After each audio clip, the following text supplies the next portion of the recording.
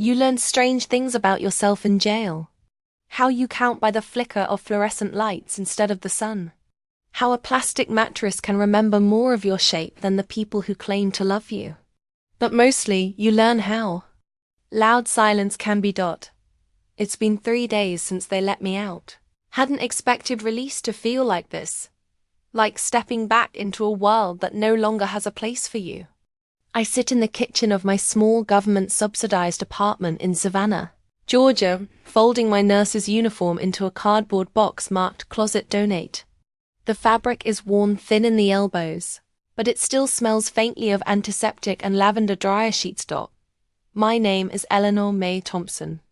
I'm 71 years old, and for 40 years, I believed that loving my daughter meant protecting her at all costs. I was wrong. The sun is soft through the crooked blinds, casting stripes across the linoleum floor. On the table beside me are 3 photographs. One of Sarah when she was 6, missing her 2 front teeth, one of her graduation from nursing school, and one of her wedding day. I flip that last one over. I can't look at her smile right now. It's too clean. She had me arrested last Tuesday. When the officer placed cold cuffs on my wrists, she didn't flinch. Didn't cry. Just stood there in the doorway of her spotless townhouse in Buckhead, arms crossed over her chest, like I was a patient she didn't recognize. Her husband, Daniel, lingered in the kitchen, pretending to shuffle papers. The charge? Obstruction of justice. The truth. I had lied for her. I had kept her secret buried like a body, thinking I was saving her. But the dead never stay buried. They claw their way back, gasping, and if you're not careful, they'll drag you down with them. I reach for the mug on the counter, chipped ceramic with "World's Best Mom," printed in peeling pink letters. I found it yesterday in a donation box from a neighbor. God only knows how it ended up there. Maybe Sarah gave it away after I was taken. Maybe someone else thought it was funny. I hold it tight in my right hand. My left wrist aches beneath the bandage, still swollen from the night I fell in the jailhouse shower. They said it was an accident. I said nothing. I've been saying nothing for a long time. The mail slips through the slot and lands near my boots. I shuffle over. 2 envelopes. One's a bill. The other is from the Department of Corrections. I don't open it. I already know what it says. A list of fines, community service hours, probationary terms. No letters from Sarah. No apologies. I should start packing the rest of the apartment. But instead, I sit. There's a narrow window over the sink. Through it, I can see a little boy across the street playing with a red ball. His mother calls to him from their porch, and he runs to her, clumsy and laughing. She scoops him into her arms. Their voices float through the scream like a lullaby. From a life I used to know. I wonder if Sarah ever remembers that I used to do the same. Before things got twisted. Back when love was warm milk at bedtime and butterfly band-aids on scraped knees. Back when I still thought I could protect her from the world. My fingers tremble as I reach into the second box. This one labeled SRHE. I haven't opened it since before the arrest. Inside, drawings, report cards, ballet slipper with a missing ribbon. There's a letter I wrote her when she left the college, telling her how proud I was, telling her to chase her dreams, too. Remember who she was. She didn't remember. Or maybe she did. And that's the crueler truth. At the very bottom, beneath a yellowing envelope, I find the courtroom sketch. The one from the hearing last fall. The victim, a boy Sarah accused 2 years ago, was found innocent. New evidence surfaced. I should have seen it coming then. Should have known what she'd done. But I refused. I shut the door, locked it, turned off the lights. Love made me blind. I thought I was helping her. I thought I was saving her. But I was only helping her hide. I rise slowly and carry the sketch to the trash can. Pause. Then fold it, gently, and tuck it into the back of the drawer. I'm not ready to throw it away yet. Not because I want to save her, but because I need to remember. The phone rings once, then stops. No message. Just a flicker of false hope. My knees ache as I lower myself back into the chair. The bandage on my wrist is unraveling. I retie it carefully. The doctor at the jail said I was lucky it wasn't fractured. That luck is just a word people use when they can't call something good. There's a knock at the door. I stiffen. When I open it, a teenage girl stands holding a brown bag. She's from the church down the street. They've been sending groceries since I got out. Miss Eleanor? She says shyly. We brought eggs and oatmeal. Her eyes flick to the bandage. She says nothing, just hands me the bag and turns. Thank you, I whisper. I close the door and set the bag on the counter. My hands feel foreign, like I've borrowed someone else's body. I am a stranger in my own skin, but tomorrow I'll go see Detective Martinez. Tomorrow I'll tell him everything I never said in court. About Sarah. About what I knew. About what I chose not to see. Because silence, I've learned, is not the same thing as love. And truth may not set you free all at once. But it's where freedom begins. The church oatmeal sat untouched on the stove. I'd stared at the pot for an hour, spoon in hand, watching the water bubble and steam curl upward like it carried ghosts. I knew I should eat something warm, something grounding, but the idea of swallowing anything felt like an offense to the weight in my chest. Instead, I sat at the table again, a pen between my fingers, trying to write. I don't know who I meant. The letter for Sarah? Myself? God? The first page had only one line, scribbled and crossed out again and again. There are things a mother hides so well. She forgets she's hiding them. When Sarah was born, the nurse placed her in my arms and said, "She's got lungs like a preacher." And Lord, did she. She screamed every night for the first 6 weeks. I tried every trick: warm baths, slow walks, wrapping her tight like the nurses showed me. But the only thing that worked was lying beside her, heartbeat to heartbeat, whispering stories into the darkness until the crying slowed. I told her fairy tales at first, then ones I made up myself. In every story, the mother fought monsters to protect her child. In every ending, the child slept safely, and the mother stood guard. I used to think those stories made me brave. I was wrong. Truth is, I stopped being brave the night Sarah came home at 16 with blood on her knuckles and a lie in her eyes. That night, I remember the smell of cheap beer on her clothes. She'd been at a party. I hadn't known. She said she was sleeping over at Melissa's. When she burst through the door, I knew something was wrong before she even spoke. Her hands trembled. Her mascara streaked her cheeks like ink on blotting paper. "Sarah?" I said. Stepping forward, she flinched. "Don't," her voice cracked. "Don't touch me."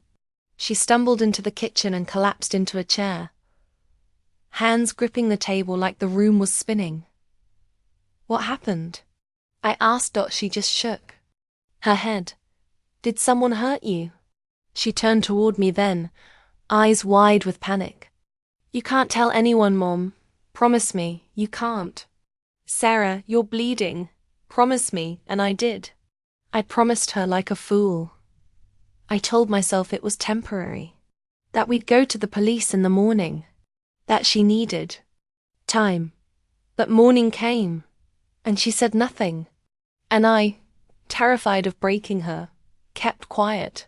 Weeks passed. Then months. The boy she had whispered about, barely a name, barely a shape, was suddenly suspended, then expelled. No charges were filed, but rumors spread like wildfire. His family moved out of town within the year. I asked Sarah once if She wanted to talk. She slammed her door so hard the frame cracked. After that, I stopped asking Dot. It wasn't until I found the bracelet in her room, silver chain with the boy's initials engraved on the underside, that my doubt crept in. Held it in my hand for a long time, trying to decide if it meant what I feared it did. If maybe Sarah hadn't been a victim that night. If maybe she'd been something else entirely. I didn't confront her. Not then.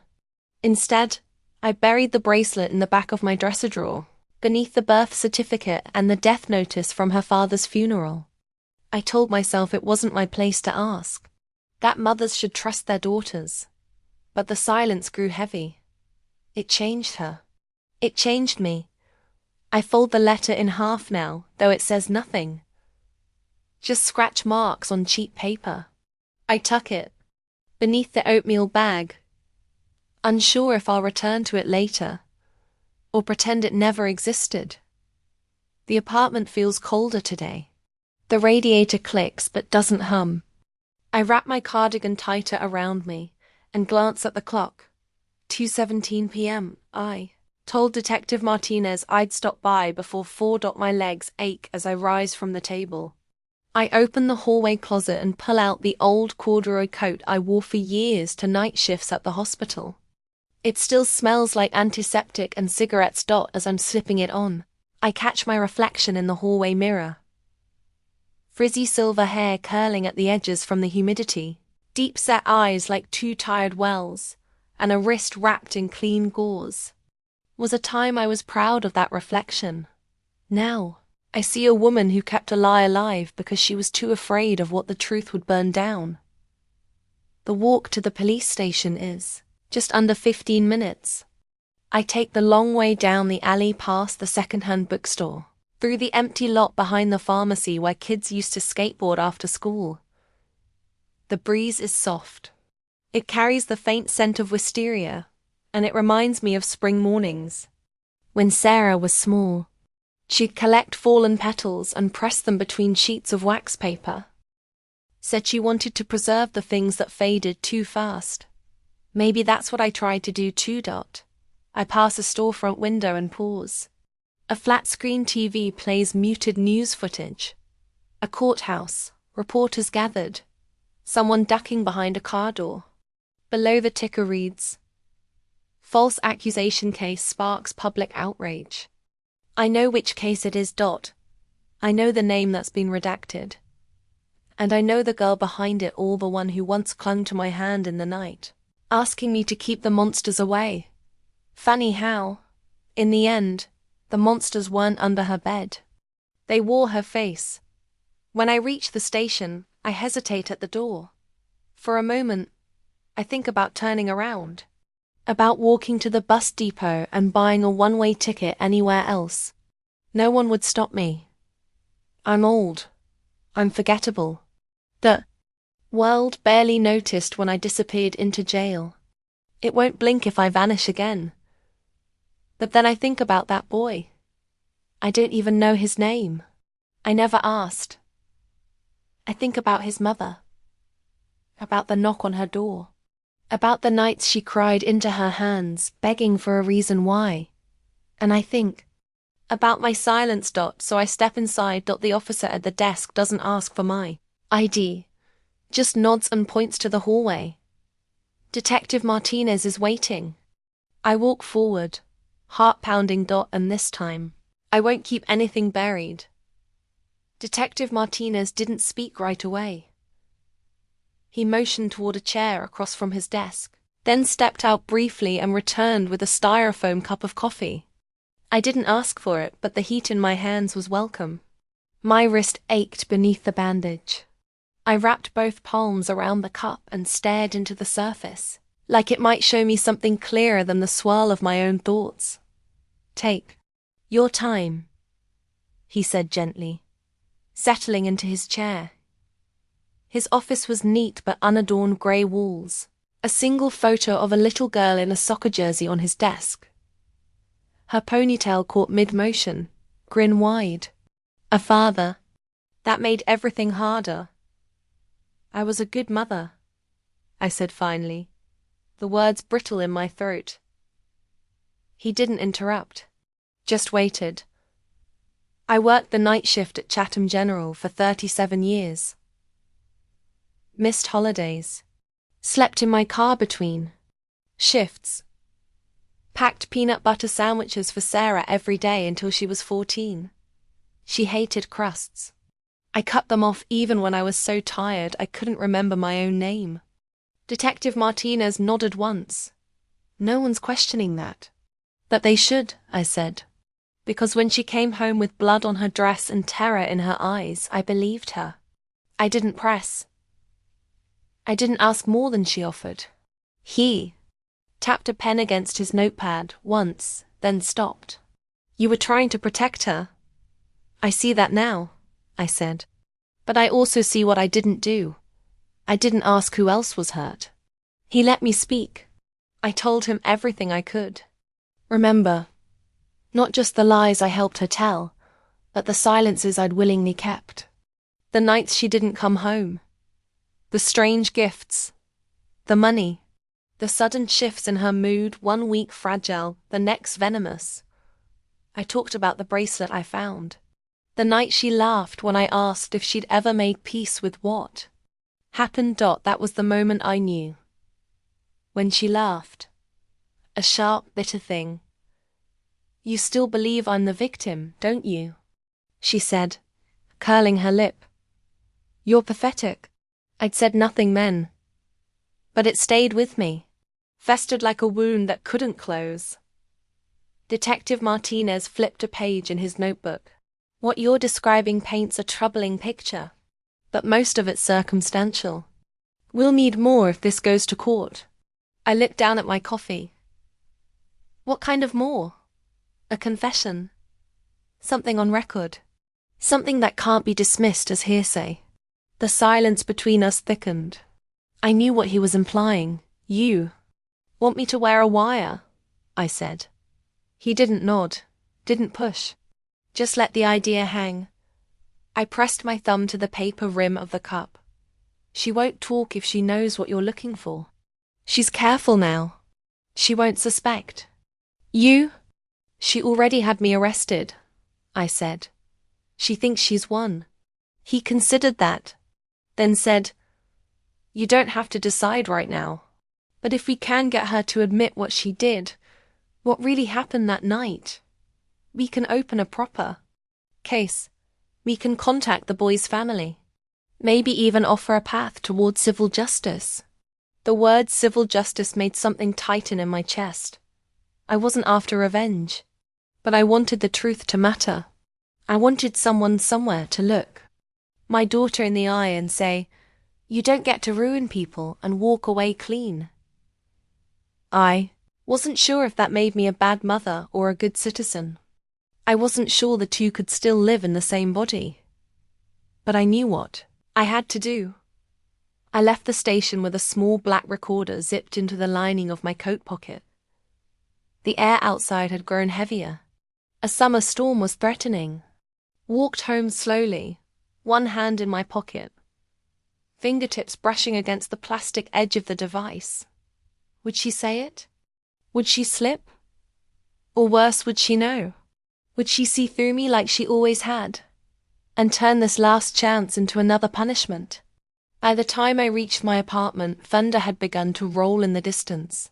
I left the lights off and stood by the window, watching the clouds thicken. My phone buzzed on the counter. Unknown number. I answered. Hey, Mum. Her voice was smooth, pleasant. Practice. It had been a week since her last call. She hadn't visited since the arrest. I was thinking I could stop by tomorrow, she continued. Check in on you. Maybe bring some groceries. The manipulation was thinly veiled. I'd like that, I said, keeping my voice steady. You sound tired, she noted. You should get some rest. Don't stress yourself. It sounded like care, but I knew the real message. Don't make trouble. I'll have coffee ready, I said, and hung up before she could answer. That night I didn't sleep. I wrote a new letter. Not to Sarah. To the boy she accused. I didn't know his name. So, I began with to the one who was never believed. I wrote until my hand cramped, pouring everything I could remember. The days I should have asked more questions. The nights I chose silence. I told him I didn't expect forgiveness, but I was finally ready to stop protecting the wrong person. When I finished, I sealed the letter and tucked it into an envelope. I would give it to Detective Martinez, if the wire got what it needed. If not, I would mail it myself. He deserved that much. The next morning came too soon. I stood at the kitchen counter, pouring weak coffee into the same chipped mug I used every morning. World's best mom. The words had faded so much now they were barely visible. I wore the recorder again, sewn into the hem of my dress beneath my apron. I rehearsed what I might say, how I might lead her there without tipping my hand. She arrived just after 10, all polished edges and careful eyes. A white blouse, narrow heels, hair pulled back in a sleek bun. "Mom," she said, kissing my cheek, like nothing had ever happened. "You look well." I wanted to scream, but instead I smiled. "I was thinking about that night," I said, handing her a cup of coffee. "The one where you came home crying. The party." She froze, just briefly, then recovered. "That was a long time ago." "I know, but it still bothers me. Sometimes I wonder if I did the right thing believing you, never asking for the full story." She sipped her drink. I watched her eyes, and waited. Sarah never liked bitter coffee, but she drank half the mug before setting it down. Her gaze swept the kitchen like she was cataloguing changes. She looked at the stacked boxes near the hallway, and the bare stretch of wall where my family photos used to hang. Her eyes paused at the open window, where the scent of wisteria drifted in. "You're moving," she said. Not a question. Her voice was light, but her mouth tensed at the corners. I nodded slowly. "Eventually. Thought I'd downsize. This place feels too big now." "You mean lonely?" I didn't answer. She already knew. She crossed one leg over the other, polished shoe bobbing in the air. "You could come stay with us for a while. The guest room's just sitting there. Daniel wouldn't mind." I stared at her. "Would that be before or after you press charges again?" She didn't flinch. "That wasn't personal. It was necessary. You were panicking. You almost ruined everything." "I told the truth," I said, voice quiet but firm. Her eyes hardened. "Your version of it." There it was. The shift. Subtle but sharp. Sarah had always had a way of turning things around, of folding the room to fit her shape. Even as a child, she knew how to make teachers apologize for reprimanding her, knew which tears would work on neighbors. I had once thought it clever. Now I saw it for what it was. The beginning of her disguises. "I keep thinking about that boy," I said, my fingers tightening slightly around the handle of my mug. "What was his name again?" She leaned back, brows arching. "Why bring that up now?" "I just want to understand." "You already chose your side," she snapped, voice rising slightly. Then she caught herself, smoothed her tone. "You know what I went through. You saw what I came home like." I nodded slowly. "I did. And I believed you." Sarah stood, pacing to the window. Her reflection rippled faintly in the glass, blurred by the morning light. "You have no idea what it's like," she said. "Being a teenage girl in a world that eats you alive." He pushed me. He cornered me. He made me feel filthy. I said nothing. Let her speak. Let the recorder in my apron pocket catch every syllable. But something about her voice felt rehearsed. Not like someone remembering pain, but someone reciting a speech long memorized. She turned sharply. Do you really think I did this to him on purpose? No, I said. I think you did it to protect yourself. But maybe not from him. She blinked, her arms crossed. She leaned back against the sink. You've always needed me to be a victim, she said flatly. That way you can be the hero. The mom who saves her daughter from the big bad world. I never needed you to be anything, I replied. But I needed you to tell the truth. She laughed, a sound more bitter than any coffee I'd ever brewed. You think the truth matters now? After everything? You can't fix it. He's gone. His family moved out of state. They'll never come back, and if they do, they won't want your apology. I'm not doing this for them, I said. I'm doing it for me. For the part of me that helped you lie. For the woman who stayed silent when she should have asked harder questions. Sarah's face darkened. She stepped forward, lowering her voice. You think they'll believe you over me? You're the one who hid evidence. You're the one who called in sick to school meetings. I never told you to do that. You did that on your own. I was trying to protect you. No, she said. You were trying to protect your image of me. That's not the same. The room fell quiet. Outside, a dog barked once, far off. I rose from my chair slowly, my knees stiff. I crossed the kitchen, pretending to rinse a plate, but I kept my eye on her reflection in the window. She was watching me too. Sarah, I said, keeping my tone even. Why did you come today? She shrugged. I missed you. You missed. Controlling the narrative. Her jaw clenched. I turned to face her. I need you to tell me the truth. Did you lie about that night? She hesitated. Just long enough.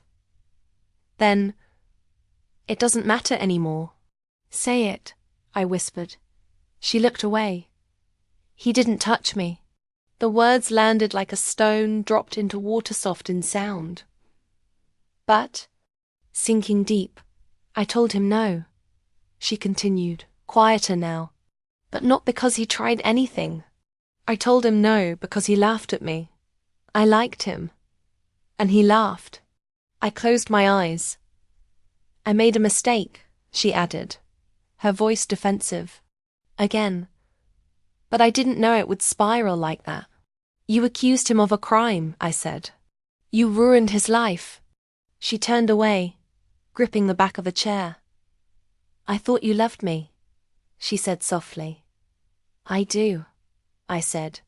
That love doesn't mean covering up someone's cruelty. Not anymore. The clock ticked above the fridge. I moved to the counter and removed the letter I'd written, the one to the boy she falsely accused. I wrote this for him, I said, placing it on the table. It's not enough, but it's a start. Her eyes widened. You can't send that. I will. What will people think, Mum? That you raised a liar? That your perfect little girl was just another manipulator? I'm not worried about what they'll think of me, I said. I'm worried about what I'll think of myself if I stay silent any longer. She stepped toward the table, hand outstretched.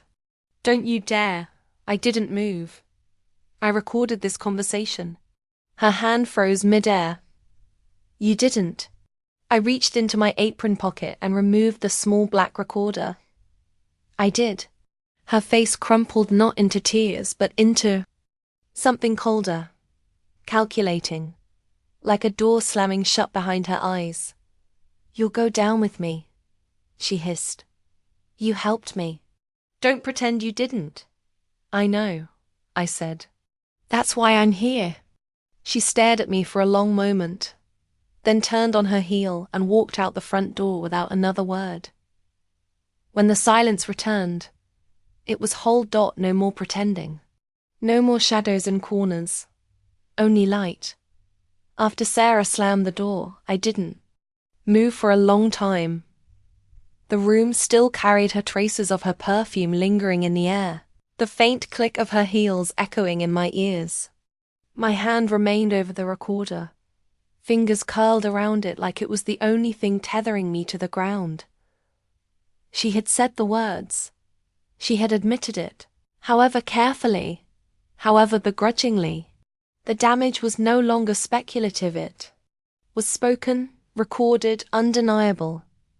But instead of feeling triumphant, I felt hollow. I had waited years for that confession.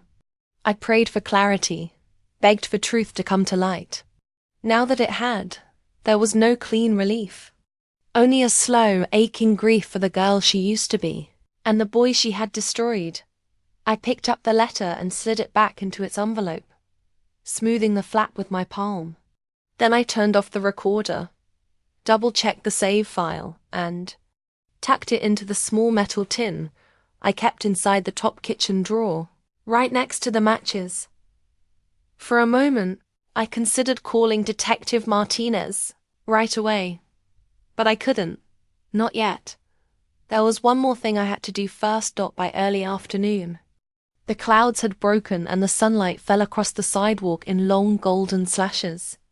I changed into my cardigan and slipped the letter into my purse. My wrist throbbed, but I didn't bother taking painkillers. I needed to feel everything.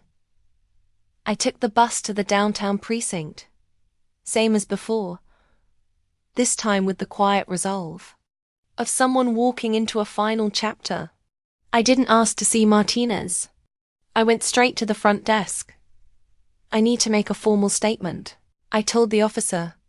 She gestured for me to sit, then handed me a clipboard with a waiver and lined form. I stared at the blank page for a moment, then picked up the pen. Began not with Sarah, but with myself. I, Eleanor May Thompson, knowingly concealed information relevant to a criminal investigation involving my daughter. I wrote about the night she came home, the questions I didn't ask, the choices I made out of love, fear, and blindness. I described the years that followed, not just what she did, but what I allowed. I didn't try to justify it. I didn't point fingers or soften the edges. By the time I finished, my wrist had gone numb and the ink had smudged beneath my palm. I handed the papers to the officer without ceremony. She scanned them, looked up with careful neutrality. "I'll pass this to the detective," she said. I nodded. "Tell him I'm not running anymore." That evening, I returned home and waited. I expected a knock, a phone call, maybe a summons. What I didn't expect was the silence. 2 days passed. I cleaned. I cooked oatmeal and didn't eat it. I went through the remaining boxes and found old report cards, a stuffed animal missing one eye, a lock of Sarah's hair tied with faded pink ribbon. All of it, each piece, reminded me of who I had believed her to be, of how much I had poured into protecting someone I thought was broken when she was simply bending others to her will. And then, late on the third day, the phone rang. It was Martinez. "I have the recording," he said without preamble. "And your written statement. Will it be enough?" "It's a start," he said. "The district attorney will need more, but what you gave us, it's enough to reopen everything." A pause followed. I heard papers shifting. "I'm not sure how this will shake out for you," he added gently. "Accessory to perjury, obstruction of justice, it's still on the table." "I know," I said. "I'm ready. You might not be charged. But even if you are, it's not the same as being guilty." "I am guilty," I replied. "I just hope telling the truth counts for something." "It does," he said. "Even if it's late." That night, I didn't sleep. Instead, I sat at the kitchen table, listening to the wind push against the windows. The boxes were all sealed now, every photo either packed or discarded. I stared at the empty hooks on the wall where Sarah's baby pictures used to hang. There was nothing left to hide behind. The following morning, just after sunrise, I walked to the post office. I mailed the letter. The boy might never read it. Might not want anything to do with me. But that wasn't the point. The act of sending it, the acknowledgement of what was taken from him, felt like one small brick lifted from a mountain of grief.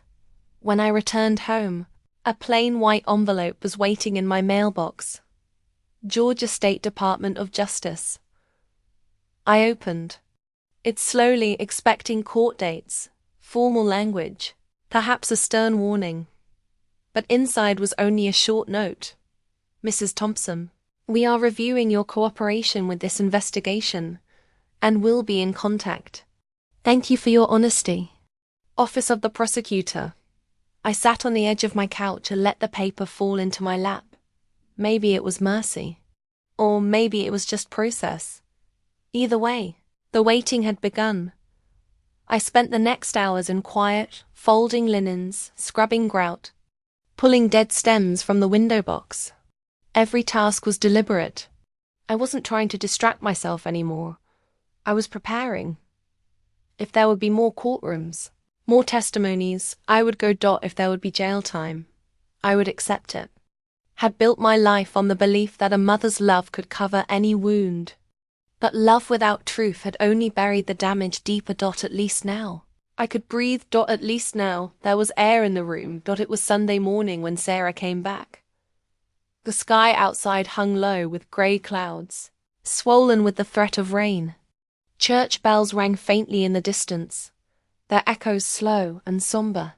I had just finished washing the last of my coffee cup when the knock came, not a timid tap, but 3 firm raps. The kind of warning dressed up as civility. I didn't need to look through the peephole. I knew it was her. I dried my hands slowly on a towel, more to steady my nerves than anything else, and opened the door. There she stood, framed by the dull morning light, hair tied back, black sunglasses perched atop her head like she'd come straight from brunch. She wore a cream blazer, just a touch too formal for a casual visit. Her lips were painted the same pale rose I used to wear in my 30s. "Can I come in?" she asked. I stepped aside. She brushed past me, her perfume trailing behind expensive, sterile, something meant to erase. She didn't sit. Instead, she paced slowly through the kitchen, her heels clacking softly on the linoleum, trailing her fingers along the counter like she was checking for dust. "I heard from Daniel," she said after a pause. "He got a call from the DA's office. Said they reopened the case." I nodded. "They did." She turned, her expression unreadable. "You really went through with it. I did what I should have done a long time ago." A flash of anger crossed her face, but she tamped it down quickly, folding her arms across her chest. "You know, you've destroyed my life." "No," I said, voice steady. "You did that yourself. I just stopped helping you lie about it." She walked over to the table and tapped her nail against the mug I'd been drinking from. "You're acting like some kind of martyr. Like this is noble." "It's not noble," I said. "It's necessary." Sarah's jaw tensed. "You think this makes you brave? After all these years of silence, now you want to be the hero?" I leaned against the counter, feeling the cool edge press into my hip. "I'm not a hero. I'm just a mother who made a terrible mistake. And I'm finally trying to make it right." She didn't respond at first, just stared at me, like she was trying to figure out who I was, or maybe trying to remember the last time she had feared me, if ever. Then she said, "Do you even care what happens to me?" I blinked. "Sarah," I said softly, "I care more than you'll ever know. But I can't care in a way that hurts other people anymore." She moved to the window. Rain had started gentle, misty. She watched it for a long time. "I was 16, she said. "A kid. Do you know what that boy said to me?" I waited. "He told his friends I was easy, that I begged him." She turned around. "He laughed at me, said I'd never be anything but a warm-up. I felt something inside me break, not because I didn't believe her pain, but because I knew now what she had done with it. And instead of telling me that, I said quietly, "You made sure he'd pay for embarrassing you." She didn't deny it. "I was angry," she said, "and scared. And no one cared. Not even you. You were always working or tired or worried about bills. I wanted someone to finally be on my side." "I was on your side," I whispered. "No," she said. "You were on the side of whatever version of me let you sleep at night." The words landed hard. Maybe she was right. I had protected the idea of Sarah, my daughter, my miracle after years of waiting, the only piece I had left of my husband. I had held so tightly to the memory of the little girl who danced barefoot in the backyard that I didn't want to see the young woman she'd become. Not really, but no more. "I'm sorry I failed you," I said. "But you failed me too." Sarah looked away. Her shoulders slumped, like the weight of the truth was finally beginning to rest where it belonged. "I'm going to lose everything," she said. "My license, my job, the house." "You won't lose yourself," I said, "unless you choose to." Her mouth tightened. She pulled something from her purse, a folded document. She placed it on the table. "I spoke to an attorney," she said. "They said if I confess and cooperate, I might get a reduced sentence." I looked down at the paper. A typed confession. Her signature already at the bottom. "You didn't need to come here for this," I said, surprised. "I didn't." She hesitated. I wanted you to see that I'm not hiding anymore." She turned toward the door, paused. "Maybe. One day you'll forgive me," she said. "I already have," I replied, "but forgiveness doesn't erase the consequences." She nodded, slowly, and walked out without looking back. The rain fell harder after she left, tapping steadily against the windows like a clock resetting itself. I sat at the table and unfolded the confession. The language was clinical, cold, but the act of signing it meant something. It meant a crack in the wall she had built, a sliver of truth coming through at last. I didn't cry. Not for her, not for me, but I did feel lighter. I picked up the phone and called Detective Martinez. "She's ready to talk," I said. She brought me a signed statement. "I'll send someone to collect it," he replied. "And Mrs. Thompson? I think you've done something good." "Good," I said. "Has a lot of shadows. But it's still good," he said. "That evening I cooked. Not oatmeal, not toast, real food. I pulled out the old skillet and made cornbread, baked a sweet potato, and warmed up leftover chicken soup. I set the table for one, but I used the good linen napkin. I didn't light a candle, but I thought about it. I ate slowly, savoring each bite. For the first time in years, it didn't taste like guilt. The next morning, I woke up before the sun. The kind of waking that comes not from rest, but from something unsettled in the gut. I lay there in the dark, for a while, listening to the fridge hum and the old radiator click once, then twice. Outside, the world was still blue with early light, the streets slick with last night's rain. I got up, pulled on my housecoat, and sat at the kitchen table. The confession Sarah had signed still sat where I left it, next to my teacup and a half-burned candle stub. I hadn't moved it. Couldn't. I'd spent years begging for the truth. But now that I had it in writing, it felt like holding a piece of scorched earth, something undeniable, but too charred to cradle. I sipped lukewarm tea and thought about all the words I'd never said to her, not just in these last few years, but throughout her life. The praise I withheld when I was too tired to notice her quiet wins. The way I once dismissed her when she cried over a bad grade. telling her she was lucky to have a roof over her head. Had tried so hard to give her a life of safety and structure, but I'd overlooked the kind of tenderness she may have needed more. I gave her meals, discipline, boundaries, and second-hand school uniforms. But perhaps I hadn't always given her room to be complicated, or weak, or seen. It didn't excuse her actions. Not even close, but it made her fall more comprehensible, which in some ways made it even harder to bear. By midday, I found myself pulling out old boxes I hadn't touched in years. They were tucked in the back of the hallway closet, behind a dusty fan and a winter coat that no longer fit. I dragged them into the living room and opened the first one, expecting the usual tax returns, hospital badges, expired coupons. Instead, I found memories I'd long packed away. Sarah's drawings from elementary school stick figures with bright yellow suns and lopsided houses.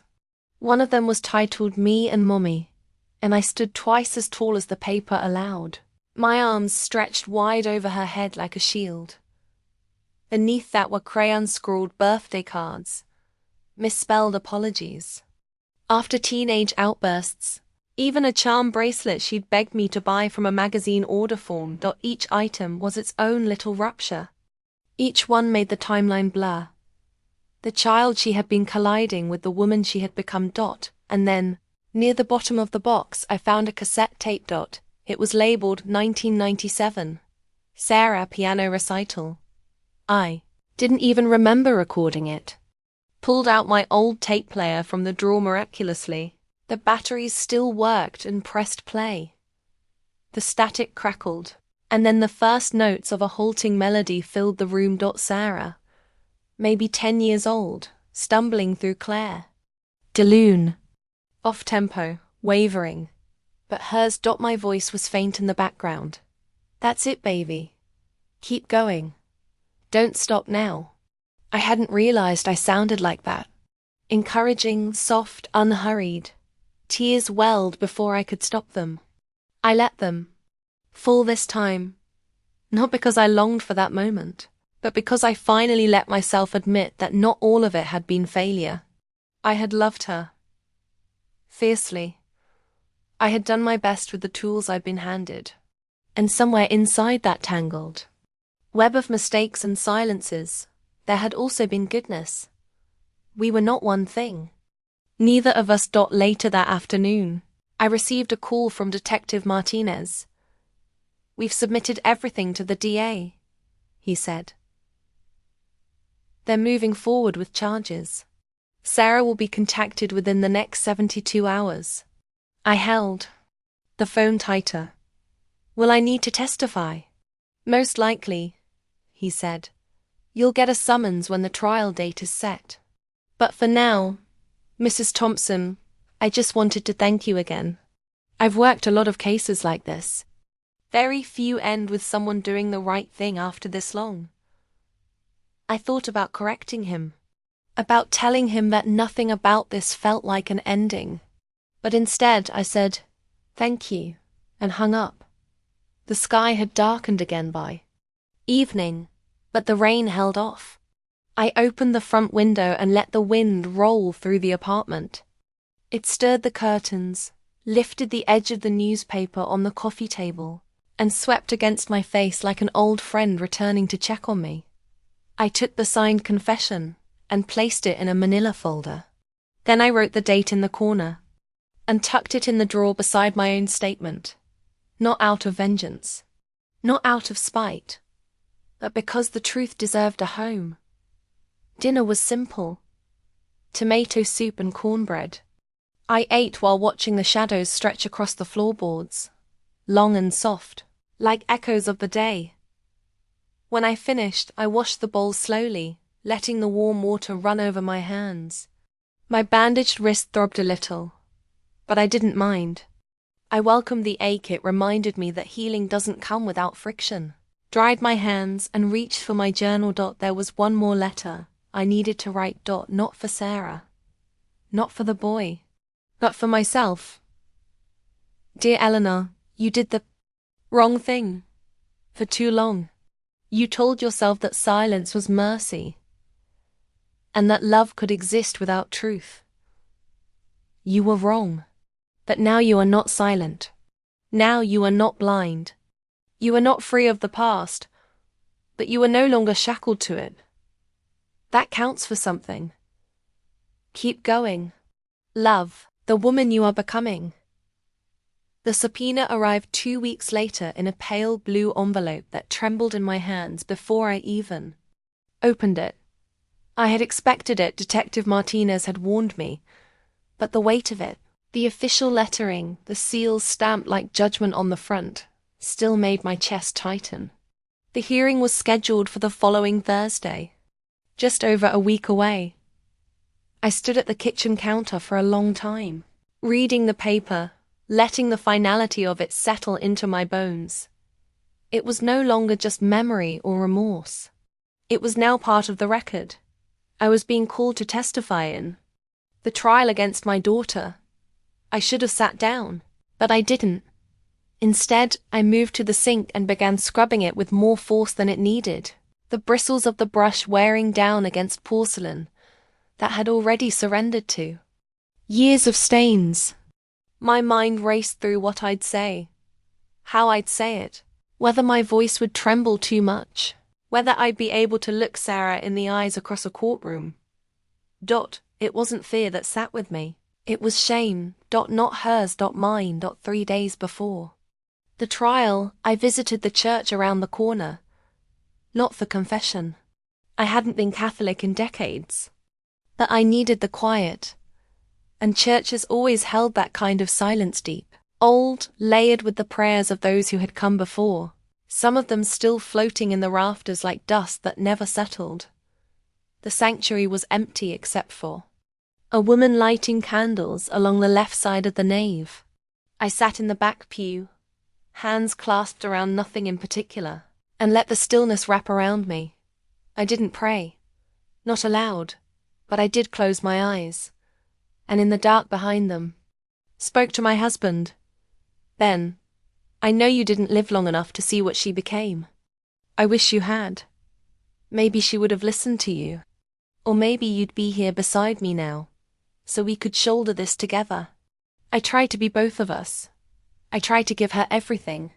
But somewhere along the way, I stopped seeing her clearly. I wanted so badly for her to stay my little girl. I let her become something else without ever stopping her. I'm going to tell the truth. I don't know if it will make a difference, but it's all I have left to give. I stayed there for nearly an hour, just breathing, just being, letting the years of confusion and justification melt into one small, quiet acceptance.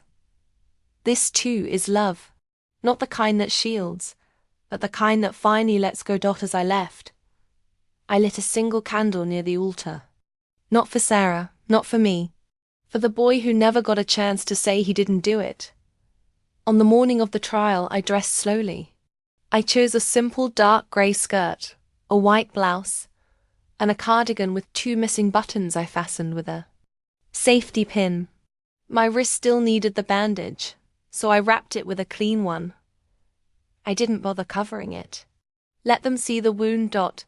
It wasn't a mark of shame anymore. It was just truth visible and enduring. Outside, the sky was pale and cold.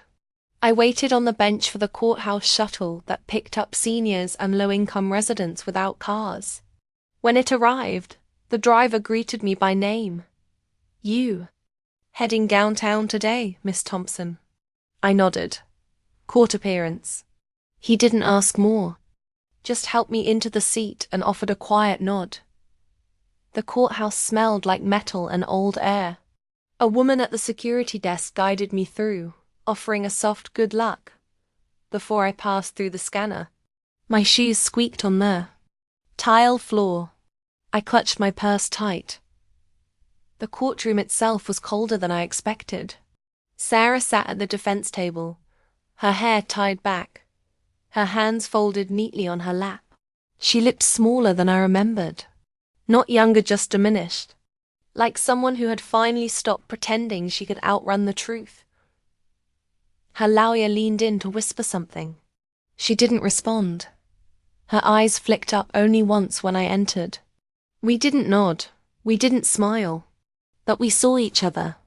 That was enough. When my name was called, I rose and walked slowly to the stand. The microphone wobbled when I adjusted it. My knees creaked as I sat. The oath was simple. Raise your right hand. Do you swear to tell the truth? I did. And then the questions began. The prosecutor was gentle but thorough.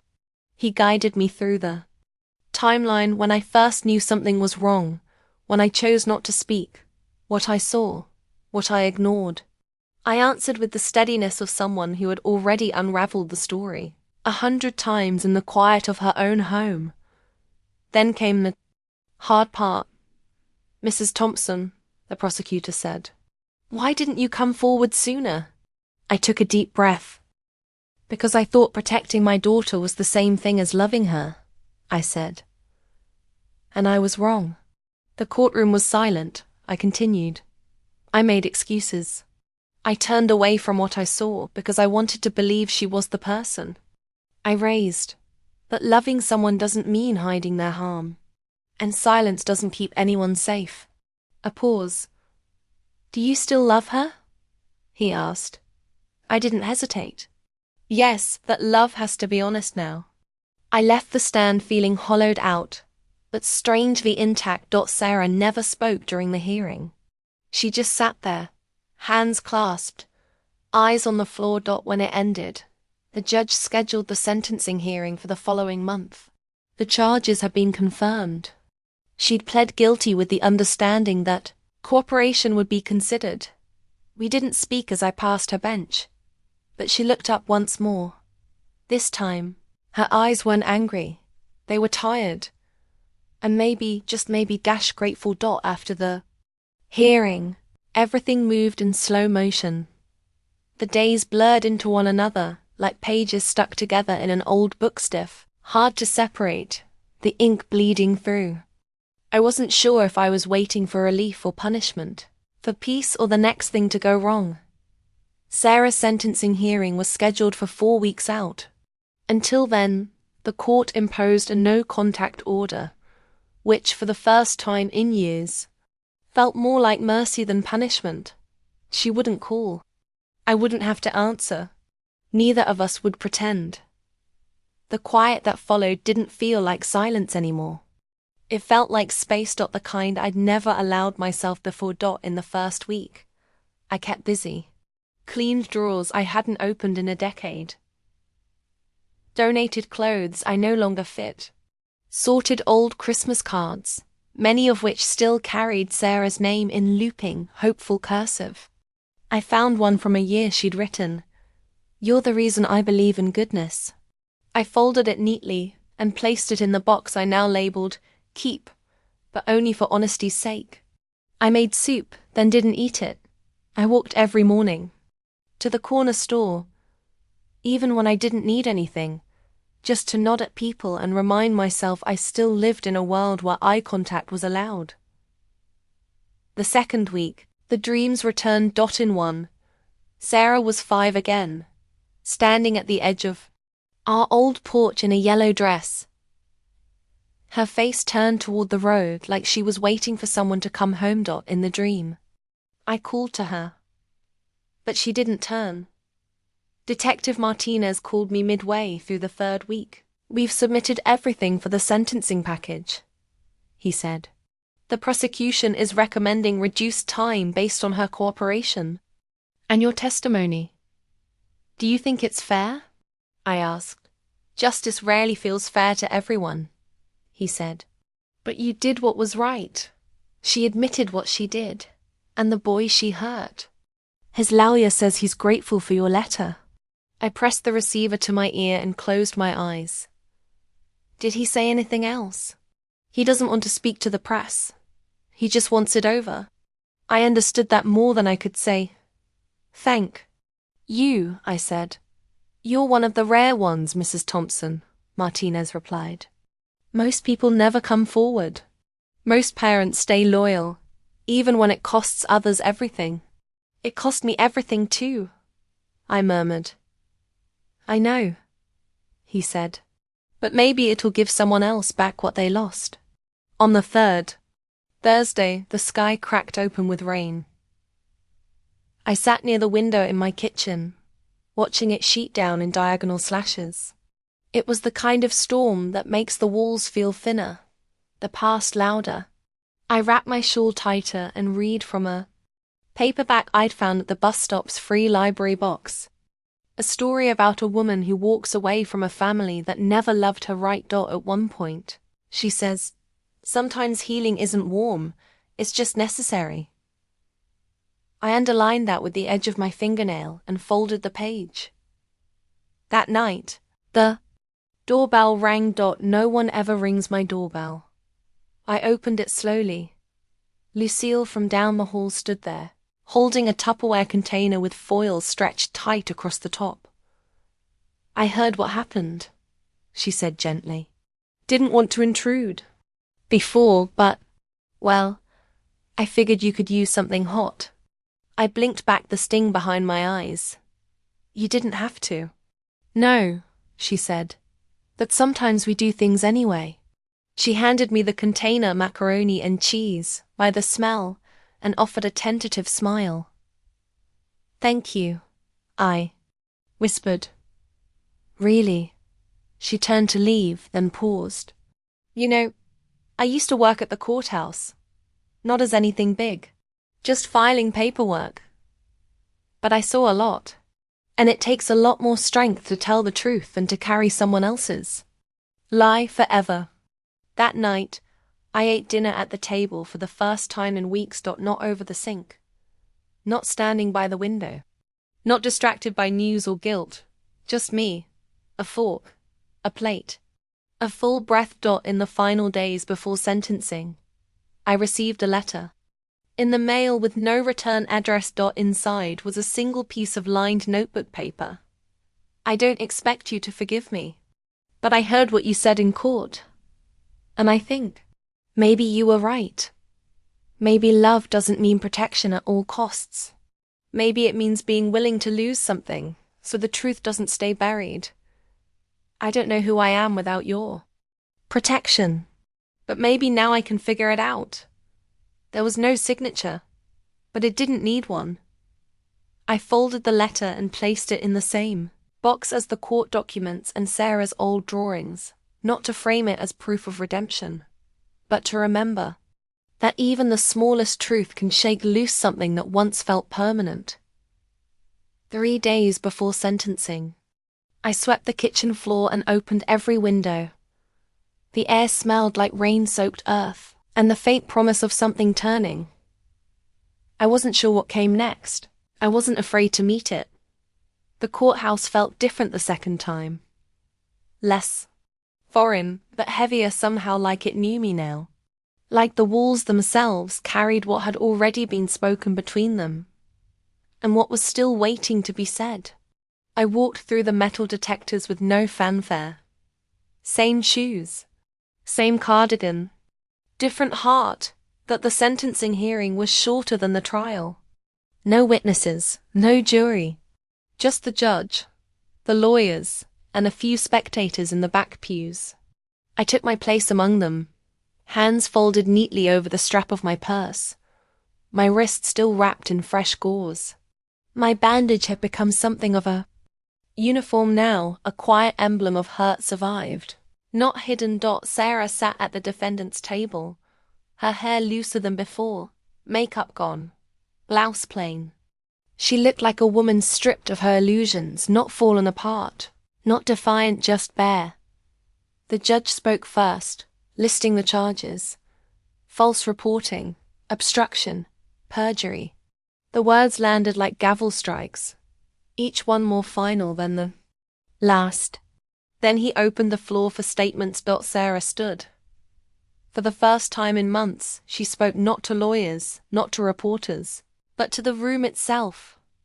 "I made a choice," she began, voice steady but soft. "I made it out of shame. And then I made it again out of pride. I let people believe a lie that destroyed someone's life." Her fingers trembled as she gripped the edge of the podium. and I dragged my mother into it. I let her carry what I couldn't face. She believed she was helping me, but I used her silence as a shield. She looked up then just once and our eyes met. "I don't expect forgiveness," she said. "I expect consequences. And I accept them." The judge nodded. Then, after a pause that seemed to stretch the whole room thin, he handed down the sentence. 18 months. Suspended sentence. 2 years of probation. Mandatory counseling. A formal apology, written and delivered. To the victim. It was lighter than I expected. But not light. Not for Sarah. And not for me. Outside the courthouse, the air was thick with summer heat, pressing against my shoulders as I stepped into the sunlight. A few reporters lingered near the front steps, murmuring amongst themselves, glancing towards Sarah as she exited behind her attorney. She didn't speak to them. She didn't look at me. But as she passed, she slowed. "I'll write the letter," she said quietly, just above the hum of traffic. "Not because the court told me to, because I should have done it years ago." Then she walked on, and I let her. That evening, I returned home to find a stack of mail on the floor. Most of it was junk catalogues for things I'd never ordered. Envelopes promising pre-approved credit. But one, tucked near the bottom, was handwritten. Local return address. No name. Inside was a note. Asterisk Mrs. Thompson. "I read your statement. My mother showed it to me. She said she cried when she heard you testify. I don't need anything from you. I just wanted you to know I don't hate her anymore. I'm still figuring out what to do with the years I lost. But hearing her finally tell the truth, that helps. More than you know." Asterisk J. I read it twice. Then again. There were no grand declarations. No offers of friendship or healing. Just a space between two people who had been crushed by the same lie, and were now walking out of its shadow. I spent the next day packing the last of the boxes. Not because I was leaving, but because the past no longer needed to be displayed. I took down the framed picture of Sarah at age 12, the one I'd always kept on the mantel, and replaced it with a blank canvas I'd picked up from the thrift store. It wasn't art, just space. Empty. Waiting. In the afternoon, I stopped by the post office and dropped off a small envelope addressed to Jay's mother. Inside was a simple card. Asterisk. "Thank you for not turning away when it was easiest to do so. I see now how hard that must have been. And I see your son now as he always was, blameless, brave, and buried too long beneath our silence." Asterisk. Eleanor Thompson. Later, I walked to the park. It was a place I used to take Sarah when she was little. There was a bench near the rose garden we'd claimed as ours. I hadn't visited it in years, afraid of the flood of memory. But now, it felt like the right place to go. The roses were in bloom. The bench was empty. I sat, hands in my lap, eyes on the petals nodding in the breeze. No ghosts arrived. Only a quiet fullness. A woman with a stroller passed by and smiled. I smiled back.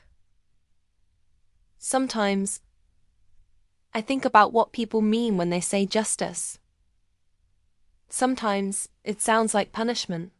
Other times, it sounds like a reckoning. But to me, justice is the moment you stop lying to yourself and start living with what's real. Sarah will serve her time not behind bars, but inside herself. And I'll serve mine too. In memory, in awareness, in choosing each day to move forward without the lies that nearly unraveled us both. As the sun dipped lower, the sky turned soft and rose gold. I sat on the bench until the light shifted, until my knees stiffened, until the air began to cool. Then I stood. And walked home. I thought things would settle after the sentencing, that the air would clear, the weight would lift, and some final page would turn. But life doesn't end with verdicts. It just shifts its posture. The morning after Sarah's sentence was announced to the world, reduced time, probation, counseling, I walked out to get my mail and found a woman standing by the building's gate. She looked vaguely familiar, her coat zipped to the chin, arms crossed not out of cold, but from habit. I nodded politely and kept walking. "Eleanor Thompson?" she asked, her voice low but firm. I turned. "Yes?" She hesitated. "I'm Mary Langston. I'm Jay's mother." I felt something stop in my chest. She stepped forward before I could speak. "I won't stay. I didn't come for answers. I just wanted to see you once." We stood there in the space between stranger and something else. I couldn't tell if her eyes were searching or simply tired. "I read your letter," she said. "He did too. It meant more than you think." I wasn't sure it would. Mary looked down, then back up. "It's not enough. Nothing ever is. But it's honest. That matters." We stood there a while longer. The breeze tugged at the loose ends of my shawl. Somewhere down the block, someone started a lawnmower. The sound distant, mundane. She turned to leave, then paused. "Did you ever?" Her voice faltered. She shook her head. "Never mind. You've lived it." "No," I said. "Ask." She looked at me then, fully, her throat working around the question. "Did she ever say why?" "Yes," I said. "But it wasn't the kind of why that explains anything. Only the kind that confesses." Mary nodded, a single sharp movement. "That's more than most people get." Then she left. I stood outside a long time after she walked away. Some part of me wanted to run after her, to give her more words, to offer every apology a mother could carve from the air. But I'd already said what could be said. The rest wasn't mine to carry anymore. The days that followed felt different. The house stayed quiet, but it no longer echoed. I began to unbox small things, not Sarah's, not old memories, but little gestures of now. A pair of candles I'd been saving. A pothos plant from the market. I stitched new buttons onto my cardigan and left the safety pin behind. I even let the mail pile up for 2 whole days without dread. When I finally sorted it, there was a letter from Sarah. Typed, plain, folded in thirds with precise, clean creases. "Dear Mama, I don't know what to say that won't sound rehearsed. I've been in counseling for 3 weeks now. They make you start at the beginning. Not the night of the party. Not the lie. Way before that. It's hard. They asked me to write about you. I told them you were a fortress. Not a wall, not a gate. A fortress. You kept everything out: hunger, cold, the noise of the world. But it took me years to realize you also kept yourself in. I blamed you for a lot. But most of what I blamed you for was actually mine. I'm not asking for a visit. Or a phone call. I don't even know what I'm asking. I just wanted you to know I'm trying." Asterisk, that last word lingered. Trying, not fixing. Not changing, but trying. That was more honest than any promise she could have made. I placed the letter inside my nightstand drawer, not under anything. Not hidden. Just there, resting. A week later, I volunteered at the community center. They needed someone to serve coffee on Thursdays to the senior writing group. I didn't write anything myself, but I liked the sound of their pens scratching against paper. It felt like life starting over in secret. One woman, Mrs. Gaines, read a poem she'd written about her son who hadn't spoken to her in 9 years. After she finished, no one clapped. They just nodded. That was better than clapping, I thought. It meant someone had understood her grief without needing to interrupt it. Later, as we cleaned up, she asked me, "Do you have children?" "Yes," I said. She smiled. "Still close?" I didn't know how to answer. So I said, "We're learning how to be honest now." She didn't press, just patted my arm. "That's a start." That afternoon, I stopped by the post office and bought a postcard. One with a painting of red wildflowers and a blue sky. I didn't sign it. I just wrote one line. Keep trying. That's enough. Then I sent it. I don't know if Sarah will keep going. I don't know if we'll ever sit at the same table again. Share a holiday or untangle the knot of memory that still ties our names together. But I know this. Truth is not what breaks a family. Silence is. And we're done being silent. It began with the curtains. One morning, I noticed the hem had come loose on the ones over the kitchen window. Just a thread hanging like a loose tooth. But enough to catch the light. To whisper that something once strong had started to unravel. And maybe that's why I took it down that day. Not out of necessity, but because I needed to put something back together with my hands. Hadn't sewn in years, but the old tin sewing kit was still tucked under the sink, smelling faintly of rust and lavender soap. I carried it to the table like it was something sacred. Inside were bobbins wound with uneven thread, dull scissors, and 3 mismatched buttons I couldn't remember removing from any garment I'd owned. I threaded the needles slowly, my fingers stiffer than they used to be. It took 3 tries, and even then, I had to hold it close to my glasses. But I did it. I stitched that hem with the care of someone making a promise tiny, even loops that said, I am still capable of repair. The act of sewing opened something, not just in the curtain, but in me. Over the next few days, I began mending things I'd long overlooked. A blouse with a frayed collar, the tea towel with the faded embroidery, even the little stuffed rabbit Sarah had once clung to during thunderstorms. Its ear had torn halfway loose sometime in the 90s, and I told myself back then that I'd fix it. I never had. I patched it now, without ceremony. No one would see it. No one would ask. But it felt like a quiet act of grey stitching. Something broken, not for use, but because it had once mattered. Because it still did. Around the same time, I began to speak more freely at the senior writing group. Not in long passages, not in dramatic scenes, but in fragments. I remember her laugh before I remember the lie. I shared one Thursday morning. There was a stillness after I said it. The kind that comes when something heavy lands. Softly. Mrs. Gaines reached for my hand. That's how grief tricks you, she said. It gives you a photo, not the whole album. We sat with that. Nobody rushed to respond. Nobody tried to name what couldn't be named. It was enough to be heard. A week later, I received a second letter from Sarah. This time, it was handwritten. The lines wobbled. Some of the ink had pooled at the corners, as if the pen had hesitated in her grip, or she'd paused too long between thoughts. Mama, I started reading your Bible. Not to become someone I'm not. Just because I needed something that didn't. Shift beneath me. There's this verse in Ecclesiastes, something about how there's a time to tear and a time to mend. I think I've spent most of my life tearing. Don't expect us to go backward. I don't even know what forward looks like. But if you ever want to sit on the porch again and not talk about the past, just be still with it. I'd like that. Folded the letter and didn't cry. But I did trace her handwriting with my finger, as if touching the words might help me believe they were real.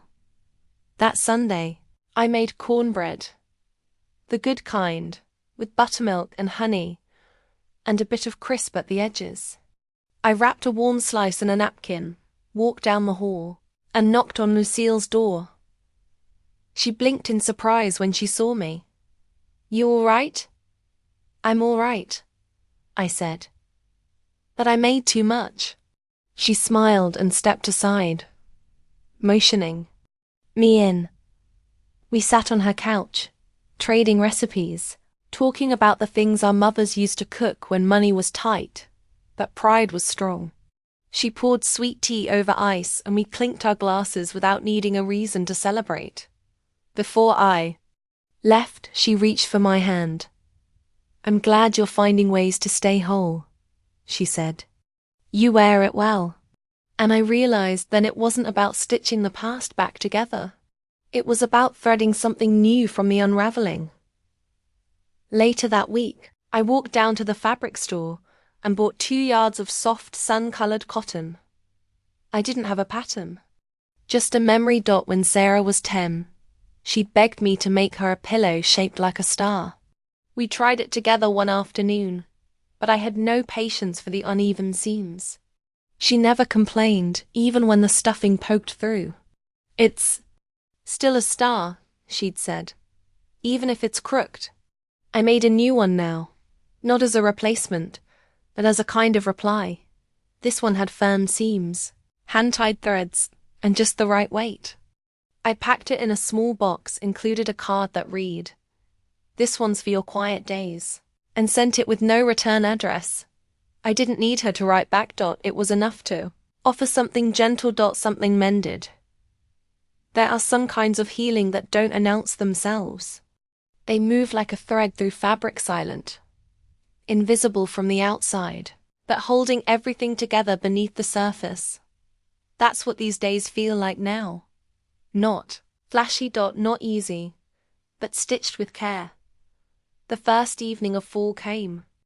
Quieter than I expected. It slipped in with no fanfare, just a coolness around the ankles as I stepped outside to sweep the porch. The hydrangeas were beginning to fade, their petals drying into papery reminders that even beauty has a season.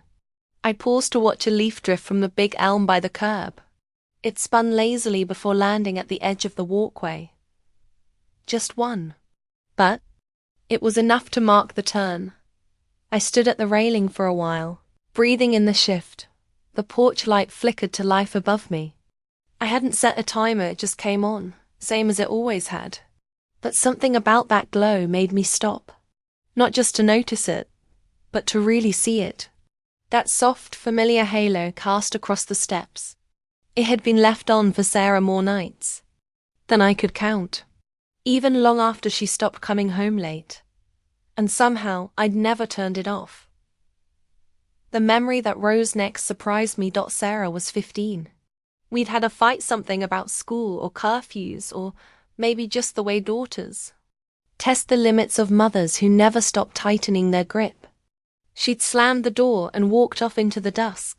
I remember standing at that very porch post, watching the sidewalk, pretending I wasn't worried. She came back hours later. Didn't say where she'd gone. Just climbed the steps, past me in silence, and whispered, "Thanks for leaving the light on." It had undone me more than any apology could have. Now, decades later, I stood in the same spot and realized the light wasn't just for her anymore. It had become something else, an unspoken gesture, yes, but also a kind of quiet covenant between the past and the future. A way of saying, this home still holds room for return. Not to erase what happened, but to acknowledge that what was can live beside what is. I stepped back inside and made a pot of tea. Honey and ginger. The kind I brewed when Sarah had colds. As a child, and later when I couldn't sleep during the long, aching months of her trial. As it steeped, I took the clean dish towels from the line and folded them at the kitchen table. Each fold was precise, square. That's something no one ever tells you about living alone. You start to fold things like it's a conversation. Like neat corners can redeem what words once couldn't. Later that night, I sat on the porch again. The sky had turned deep indigo. Stars just beginning to come out. Crickets chirped low in the bushes, and the occasional hum of tires on pavement drifted in and out like a tide. And then, I saw her. Not as a phantom, not as a memory. Sarah. She stood at the end of the walkway, one hand gripping the strap of a canvas bag slung over her shoulder. She wasn't wearing makeup. Her hair was pulled into a loose braid that frayed at the sides. She looked more like herself than I'd seen in years, raw and real and slightly unsure. We didn't speak. Not at first. She stepped slowly up the walk, pausing once to tuck a loose strand behind her ear. When she reached the bottom step, she looked at the porch light, You still leave it on, she said, barely above a whisper. I do, I replied. For me, mostly now. But also for you. She nodded. Then, after a moment's hesitation, she climbed the steps and sat on the other end of the swing. Not close, but not far either. We rocked in silence. 2 creaks. Then 3. She reached into her bag and pulled out a small envelope. Set it on the cushion between us. It's for Jay. I finished it. I picked it up, turning it in my hands. Thank you, I said. He'll know it's honest. I hope so. I wanted to ask if she wanted to talk about what she'd written. I didn't. Some things don't need dissecting once they've been finally. Truly said. We sat like that for nearly an hour. The rhythm of the swing keeping time. The porch light, casting soft gold across the railing. She told me, eventually, about the group therapy sessions, the writing exercises, the volunteer work at the crisis center downtown. I listen more than I speak, she said. I'm better at that now. You always were, I replied. You just didn't believe it. We didn't talk about forgiveness. We didn't talk about guilt. We just talked about books, about the neighbor who still lets her dog dig holes in my garden, about the weather turning, about nothing and everything. Before she left, she stood at the top step and looked back at me. Will you still leave the light on? She asked. Yes, I said, but not just for you. For whatever honesty finds its way back home. She nodded, smiled faintly, and walked down the path. Inside, I'd placed the envelope for Jay in my drawer. I'd mail it the next morning. I didn't need to reread it. I trusted what lived inside. I turned off the kitchen light, rinsed my mug and set it beside the sink. Then I stood at the window, looking out at the porch, at the glow spilling across the steps. I didn't know what would come next, but I knew this much. I'd survived the fire of truth. I'd survived the long dark of silence. Now I was living in the space that comes after, not clean, not perfect, but lighted.